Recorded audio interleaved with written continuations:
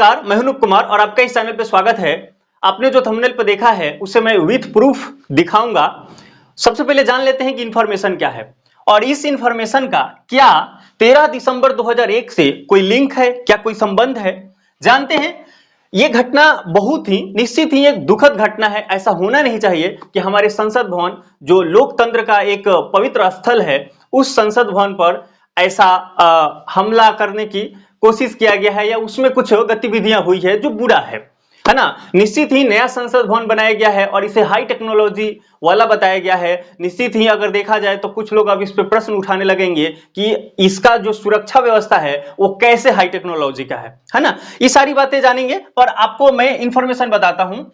कल यानी 13 दिसंबर 2023 को मैंने डेट इसलिए डाला है क्योंकि कल जो है वो हो सकता है 2 दिन बाद आप देखें तो बदल जाए। तो 13 दिसंबर 2023 को दोपहर करीब 1 बजे दो लोग संसद भवन का जो दीर्घा, लोकसभा का जो दर्शक दीर्घा था, उससे वो डायरेक्ट अंदर कूद गए जहां सांसद बैठते हैं, है ना। ये बातें मैंने लिखा है। करीब 1 बजे दो लोग लोकसभा में दर्शक दीर्घा से सदन के भीतर कूद गए और पीली गैस का स्प्रे करने लगे, है ना। और आप मैं ऐसा ही जूम कर रहा हूं कि वो कूदे होंगे तो बोले कि भारत माता की और कूद गए। मतलब ये भी अलग बात है कि एक बुरा कृत्य कर रहे हैं और भारत माता का नाम ले रहे हैं, है कि ना।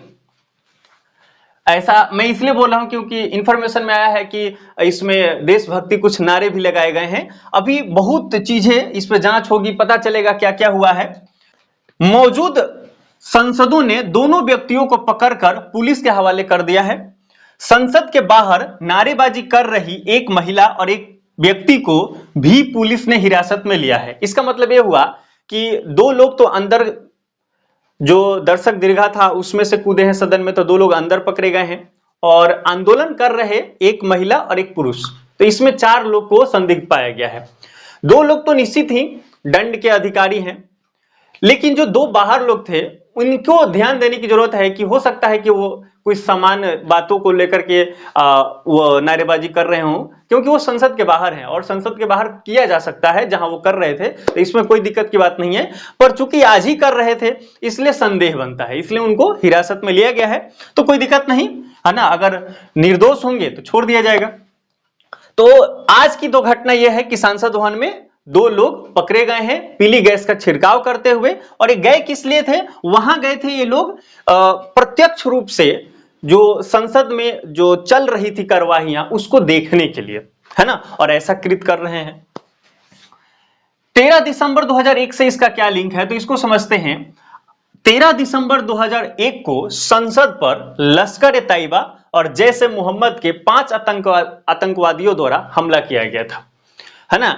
ये सोची समझी बहुत तरीके से, है ना, ह्यूमन बॉम्ब का भी इसमें प्रयोग किया गया था। हमले में दिल्ली पुलिस के 6 जवान, संसद सेवा के 2 जवान और एक माली, यानी 9 लोग भारत के जो वहां थे, सिक्योरिटी वाले 8 और एक माली, 9 लोग इसमें शहीद हुए और 5 आतंकवादियों को मारा गया था। इसमें 4 को तो पुलिसकर्मियों ने गोली से मारा, बाकी एक ने अपने आप को ह्यूमन बॉम्ब में तब्दील कर लिया। ये क्या होता है ह्यूमन बॉम्ब? शरीर में उसने जो भी कुछ लेकर के आया था बम वगैरह फिट करके, तो उसने गेट नंबर 1 की ओर दौड़ा। वो कोशिश क्या कर रहा था कि हम संसद भवन के अंदर घुसे और उसके बाद उड़े तो बिल्डिंग्स को डैमेज कर सकता था, लेकिन वो अंदर नहीं जा पाया, पहले ही वो विस्फोट हो गया। तो ऐसा कहते हैं कि जब वो विस्फोट हुआ तो उसके शरीर के जो मांस थे वो संसद भवन के वॉल पे जाकर चिपके, ऐसा भी हुआ था। मतलब बहुत ही दर्दनाक था। तो इसमें 5 लोग को मारा गया था। ये 5 आतंकवादियों का मुठभेड़ में मौत हो गया। संसद की सुरक्षा व्यवस्था को समझते हैं। कोई भी जो सरकारी व्यवस्थाएं चलती है तो निश्चित उसमें सुरक्षा व्यवस्था होता है। इस संसद की जो सुरक्षा व्यवस्था है हाई टेक्नोलॉजी वाला न्यू संसद भवन का, या कोई पुरानी संसद भवन को ही लेकर देखिए तो सब कुछ डिटेल नहीं दिया जाएगा क्योंकि सुरक्षा पर्पज से नहीं बताया जाएगा, लेकिन ओवरऑल कुछ जानकारियां हैं कि इस संसद भवन जो है उसको 3 लेयर में सेफ्टी दिया जाता है। प्रथम लेयर पर दिल्ली पुलिस द्वारा सेफ्टी दिया जाता है, मतलब ये संसद भवन से दूर होता है। मतलब हम कभी संसद भवन जाना चाहें तो सबसे पहले हम फर्स्ट लेयर में पहुंचते हैं, तो भवन से दूर है ना, घेरे में दिल्ली पुलिस के वहां सदस्य होते हैं जो आपको सब कुछ चेक करते हैं, फिर एंट्री देते हैं। फिर दूसरा जो लेयर होता है वो पार्लियामेंट ड्यूटी ग्रुप का होता है, यहां पे अर्धसैनिक बलों द्वारा वहां पे तैनाती रहता है। और तीसरा जो सबसे ज्यादा सिक्योर माना जाता है और आमतौर पर इसकी शक्ति बहुत ज्यादा बढ़ा दी जाती है जब प्राइम मिनिस्टर और प्रेसिडेंट हायर पोस्ट वाले लोग आते हैं, इसको बोलते हैं पार्लियामेंट्री सिक्योरिटी सर्विस। इसको 2009 तक वॉच एंड वर्ड के नाम से जाना जाता था। इसमें आईटीबीपी के, आरबीएफ और स्पेशल फोर्स यहां पे तैनात होते हैं। तो ये घटना रही अभी की आज की व्यवस्था, ये जो हुआ है ये घटना, और ये इतिहास से जुड़ा हुआ जो कि दुखद घटना थी। अब बात करते हैं थंबनेल पे कि थंबनेल हमने ऐसा क्यों लगाया कि पाकिस्तान का चाल या चुनाव जीतने का नया मार्ग, पाकिस्तान का चाल या पार्टी का चाल, ऐसा क्यों? क्योंकि मैंने इस इंफॉर्मेशन को जब देख रहा था तो कुछ चीजें हमने देखा, और जो भी अच्छे लोग मानते हैं हम जिनको, उन लोगों ने कुछ वीडियोस बनाए हैं इस टॉपिक पे, कल मैंने देखा था। तो उसमें क्या मैंने पाया कि नीचे बहुत सारे कमेंट्स किए गए हैं, और वो कमेंट्स इस टाइटल को बताते हैं, इंडिकेट करते हैं। तो मैं कुछ कमेंट्स पढ़ रहा हूं, उसको आप ध्यान से देखिएगा कि कैसा है। तो कमेंट देखते हैं। पहला कमेंट क्या है, इसमें मोदी जी की पार्टी के लोग होंगे, उम्मीद तो यही हो सकता है क्योंकि 2024 का चुनाव आ गया है और जीतने के लिए सारे जोर लगाकर जीतना है, चाहे एन केन प्रकरण ही क्यों न लगाने पर जाए, धन्यवाद। ऐसा कमेंट किया गया है ना, जो कि इस जो आपके थंबनेल में आपने देखा है टाइटल जो है उसको पुष्टि करता है। इसमें बहुत सारे रिप्लाई भी दिए हैं। उससे पहले एक और दिखाते हैं, ये भाजपा नेता ही है, बताइए, ऐसे कमेंट्स हैं, ये भाजपा नेता की ही करामात है, देश सुरक्षित हाथ में है, बेरोजगारों का दर्द कोई नहीं देख रहा। मतलब सीधा इंडिकेट का है कि पार्टी के तरफ ही, कि पार्टी का चाल है। बेरोजगारी से जुड़ा हुआ एक है, इसको दिखाते हैं, नौकरी नहीं देंगे तो यही होगा, युवा लोगों में बहुत आक्रोश है, भगत सिंह की याद आ रही है, सरकार को युवाओं के बारे में भी जरूर सोचना चाहिए। भगत सिंह से रिलेटेड तो और भी कई कमेंट्स आए हुए हैं, जैसे मैं आपको ये और दिखाता हूं,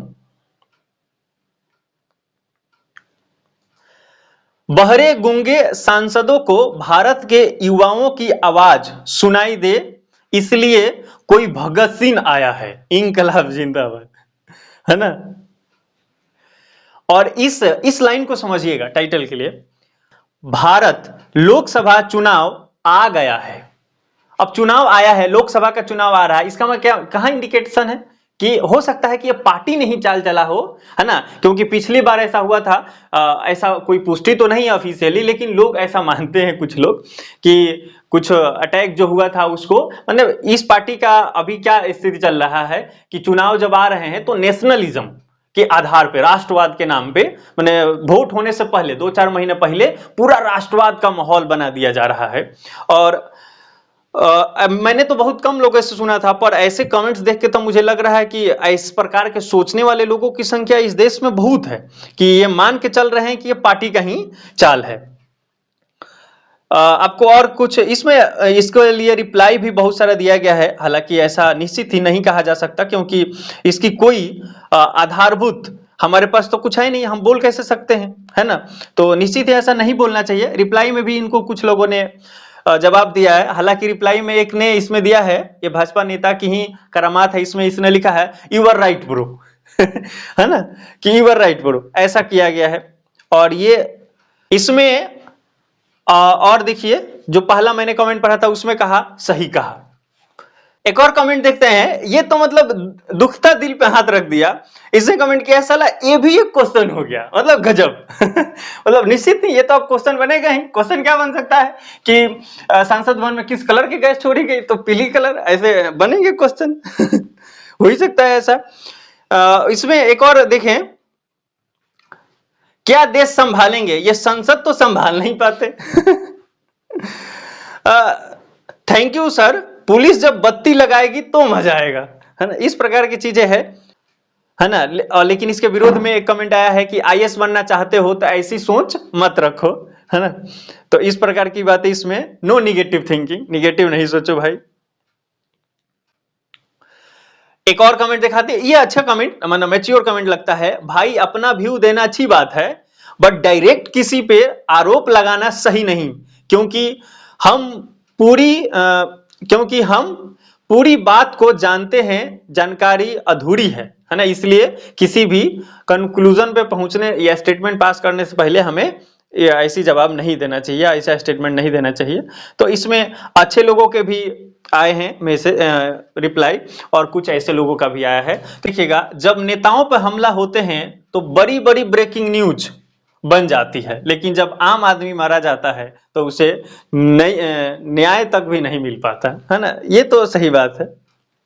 कोई होगा भगत सिंह जो भ्रष्टाचार विरोधी नेता को सबक सिखाने वाले, है ना। अब समझ पा रहे होंगे।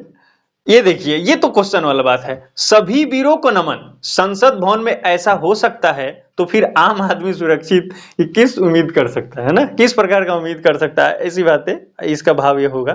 बेरोजगार संसद तक पहुंच गए, ये बहुत खुशी की बात है। बताइए, मतलब भारत में जो युवा है और जो एक्टिव लोग हैं, जो इस प्रकार के न्यूज के बारे में जानना चाहते हैं, खबर रखते हैं, वे लोग अगर इस प्रकार का व्यू रखते हैं तो निश्चित ही हमें ध्यान देने की जरूरत है ना। सरकार को इसके ऊपर ध्यान देने की जरूरत है कि एक कुछ वर्ग जो है वो असंतुष्ट हो रहा है।